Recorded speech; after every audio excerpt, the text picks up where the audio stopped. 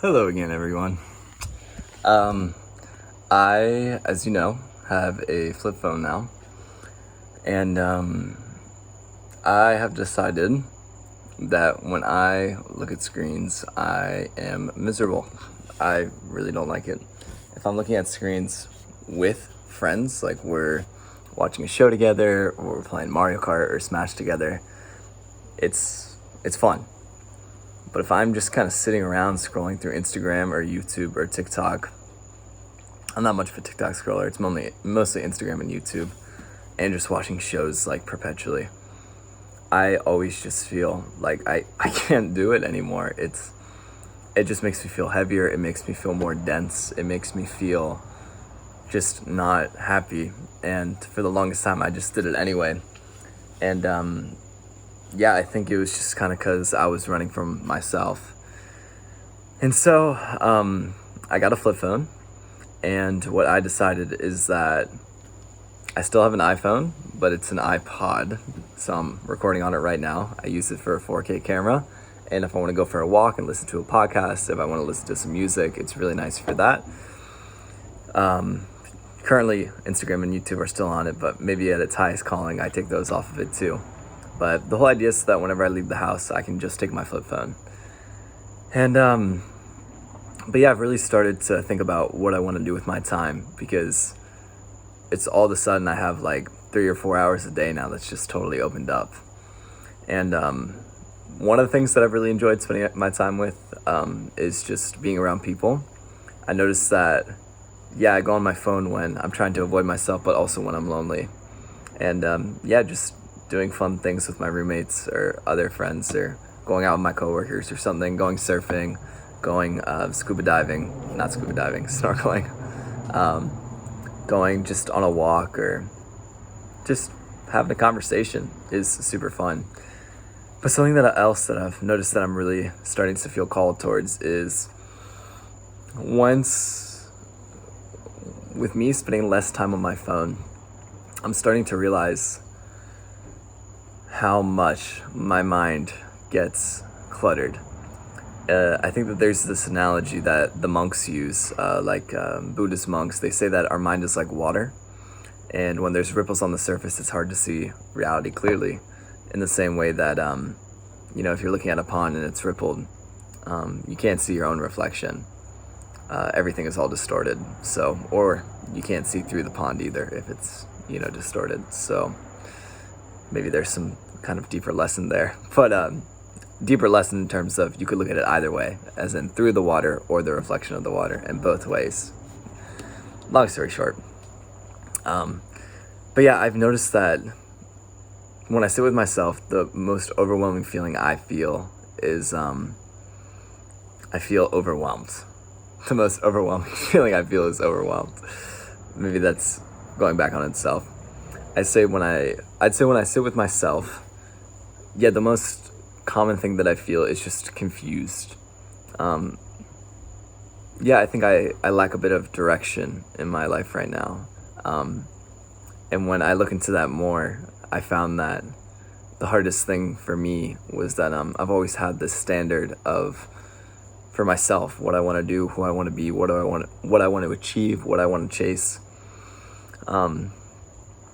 And yeah, it was always something outside of me. It was about changing the world, or creating this massive, company, or getting a YouTube following, or none of my goals were ever just being kind or being humble, or yeah, they were very extrinsic goals. They were less about who I am and more about this tangible result. It was more about the external reality and less about the internal reality that I want to cultivate. And I think that's why I've been so lost, because I think that there's a disconnect between, if I want my life to change, I first have to change myself, and that's the only way. And what I started to notice is that I've had this really, really high standard for myself for the longest time, where I don't want to be kind to myself, because by being hard on myself, I've gotten to where I am. I was a great student. I was a great athlete. I was able to, really those were the two biggest things. I was a great student. I was a great athlete. I was able to be the best, like if I try something new, if I can be really hard on myself, then I can figure it out and then I can be the best. And a lot of times I was one of the best athletes. I was one of the best students. I was one of the best at picking up something new. And that's just always what I chased. And I say this now because I realize that that's a road to nowhere. It doesn't go anywhere. Being a perfectionist and always just nitpicking whatever you decide your worth should be in this external medium it doesn't go anywhere. You gain the thing externally and nothing has changed internally. If anything, the more you chase this thing, the more that you're just reaffirming the idea that you're not enough just the way that you are. And yeah, I think I've found myself at the end of the road for that. That mindset for the longest time also compelled me to be the most spiritual, the most woke. I roll my eyes, but there's no need to judge myself. Yeah, but so just to back up, a lot of times that mindset of the perfectionist, always just being hard on myself, pushing myself, not holding space for myself, I tried to use that to become a better person, the type of person that people would follow, admire, see my beauty. And it's so funny because that mindset of being hard on myself to be the one that people would admire, I think just left me chasing this standard that, number one, I don't actually want, and number two, where people can't actually see the beauty of who I am. They can't see my humanity. They don't see where I make mistakes. They don't see where I doubt myself. Because what I started to realize is that, my goals, I'm okay with giving up being the wisest or the smartest or the most spiritual or the one who knows what's going on the most. I'm okay with giving all that up if it means that I can be more humble, if it means that I can be more kind, if it means that I can have more real, authentic human connection. Just allowing us to each celebrate each other for who we are and not holding us to the standard that no one will ever possibly achieve because we don't want to achieve it. A love that is perfect is easy. It's so easy. Why would you not fall in love with someone who's perfect? But the gods envy us because we can fall in love with each other through and because of our imperfection. I can look at you and I can say, dude, you're just as sad as me sometimes.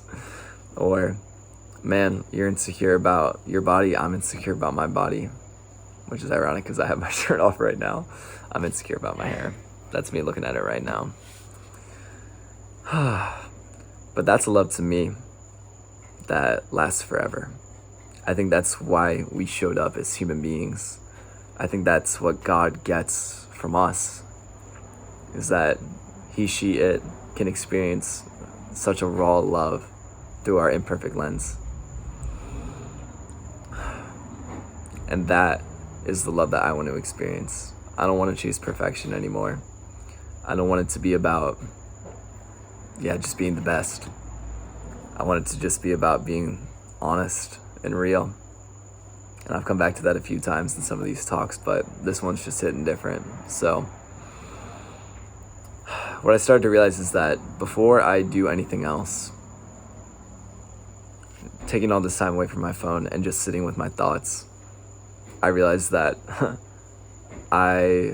to get a clear look at reality, I'd like to slow down first. I'd like to stop overanalyzing everything. I'd like to stop overthinking everything. But it was so hard for me to slow down and just be and not think all the time. And I asked myself, why? Why do I continue to go back to my thoughts perpetually? How is it? I guess, what am I trying to get from it? And, try to ask that in a very non-judgmental way because, if I'm judging me overthinking, I'm overthinking. So I tried to just understand my thoughts, the thoughts that I have. And anyway, what I started to realize is that for me to slow down, I had to forgive myself first and allow myself to just be imperfect and to make mistakes. And to let go of the standard that I've held for myself for so long, and to hold space for me to just be real, for me to be human, and to understand that in doing so, that maybe I do give up being that golden standard of the person that I think I should be, that perfect idea that for so long I thought merits love, being the strongest or the fastest, the smartest, the most attractive even, always being critical of myself, just trying to essentially just be loved. But yes, I started to realize that that's not even what I want. There's nothing there. There's nothing. There's no connection. There's no vulnerability. There's no intimacy.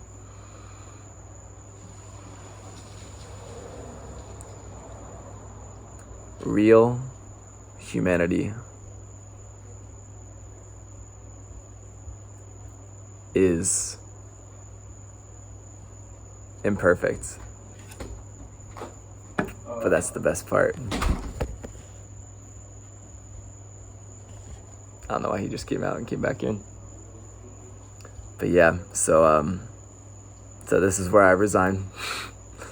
And I would like to just, hold space for myself and forgive myself. Allow myself to be imperfect. What's up? Oh shit, that's good. Say howdy. What's up, Jack? Vlog? That's Hello, right. Everyone. We just fucking grinded. I'm the fucking meal prep. trash man.